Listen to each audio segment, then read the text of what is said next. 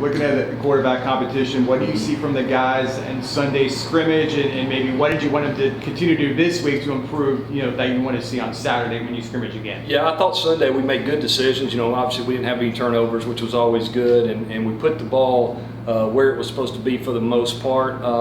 Some of our one-on-one throws down the field, we've got to locate the ball a little better in certain situations, give our guys a better chance to get their hands on it, and a lot of that's about timing, trajectory, and knowing the guy that you're throwing to and so forth. And a little tough and sometimes in fall camp because you're rotating guys, and obviously we're rotating quarterbacks. So, but really was pleased with their decision making. They took the ball, took care of the ball, didn't put it in jeopardy.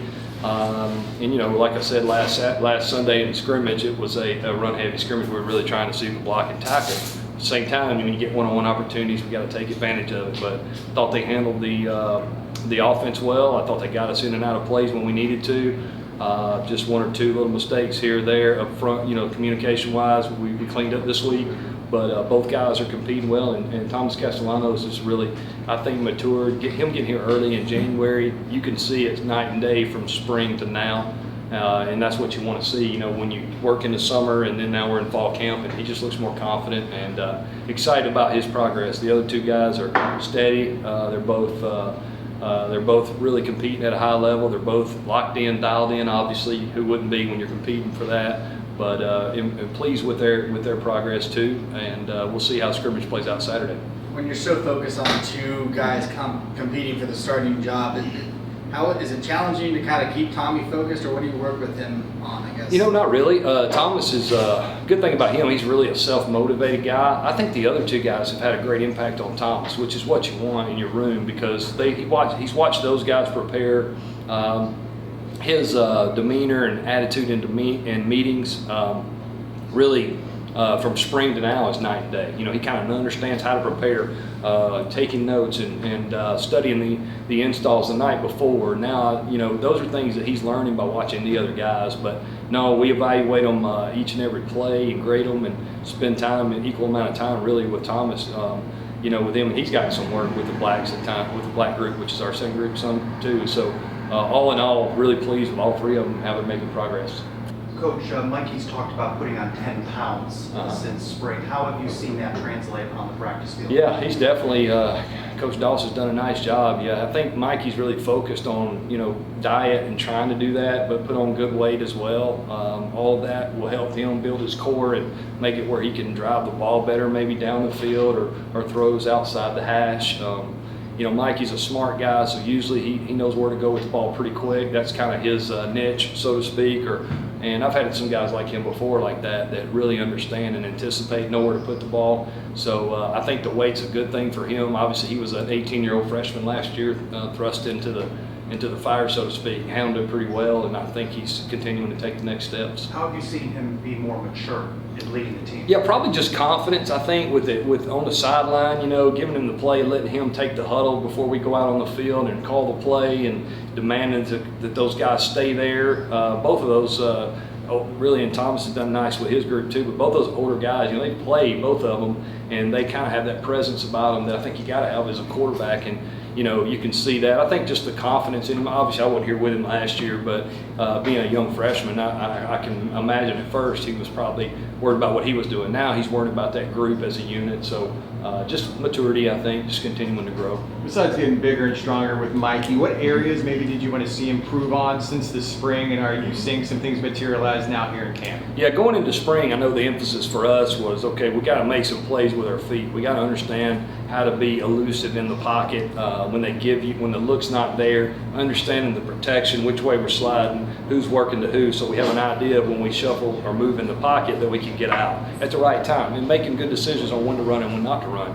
That's always the key. And then I think the next step of that is when you leave the pocket, being able to keep your eyes up and see down the field. A lot of big plays are made on plays that break down or that are off schedule, so to speak. So I think those are the things we kind of emphasized on him. Each quarterback, they got their own skill set. They are what they are, and I think the big thing is we want to maximize that, use it to their ability or to the best of their ability. And I know Mikey's, I think he's progressed in that area for sure too. Do you know if the quarterbacks will be live on Saturday? Coach hadn't told me anything different on that, so you know, we don't say today's what, Thursday? Yeah, so I'm not sure yet. That'd be coach's call. They weren't live in the first scrimmage. Does that limit what John Rhys Plumlee can showcase at all? I don't think so. I think it limits all of them. They all are good enough to make plays, whether it's zone read or whether it's moving in the pocket. But, you know, at the end of the day, like right now, we're just installing. We're not really game planning. So for me, and just me personally, it's about, are their eyes in the right place? Do they know where to go with the ball? Whether or not they tag them or they're down or not, I mean, we could argue that all, and it's always an argument going on during scrimmage. The D-line coach wants them down, you know, the quarterback coach wants them not. He didn't get him, and then you go back and look at the film, and most of the time, obviously, they didn't get him, but they're acting like they did. That's the way I see it anyway. But no, I just think, for me, that's not the focus. The focus is on, can our quarterbacks make good decisions? Do they get the protection right, especially on third downs? Do they know where to go with the ball? And are they doing it with a sense of urgency? Because, you know, I don't want to hold the football. I want to get the ball out quickly. It's been a couple of years, obviously, since John Rhys was playing quarterback before he got here in the spring. How have, you know, some of the quarterback stuff come along? We know he's a great athlete, making right decisions, going through his progressions. How has he improved, and what are you seeing? Yeah, he's improved tremendously.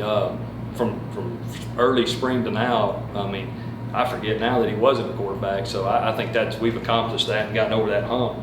It don't matter if you played a lot or not. When you come into our offense, there is some a learning curve there, whether it's just terminology or whether it's, hey, you know, we ran this play a little different at my other school, and now we think this way, or whatever it is. But no, I would say that we're past that now. I think it's just a matter of, you know, refining his each and every opportunity he gets.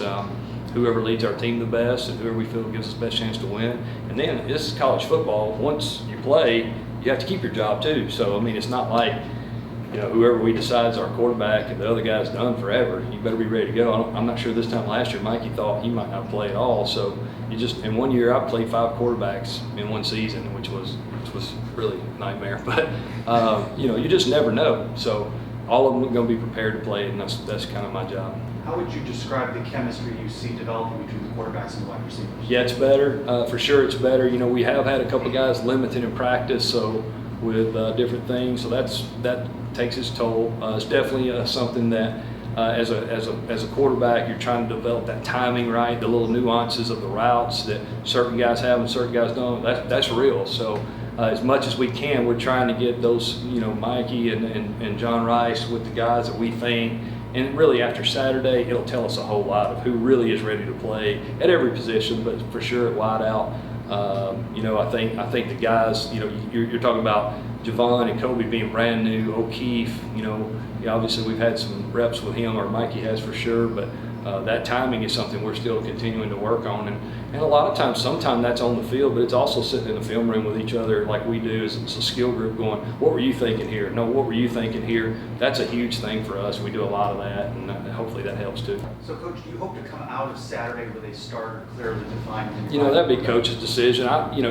You kind of know when you know, I think, and I know he said that before, but he's right. And right now, both guys, you know, I couldn't sit here and tell you they're both having good days, and they're both pushing each other. We can win with both of them, and I think we can win with all three.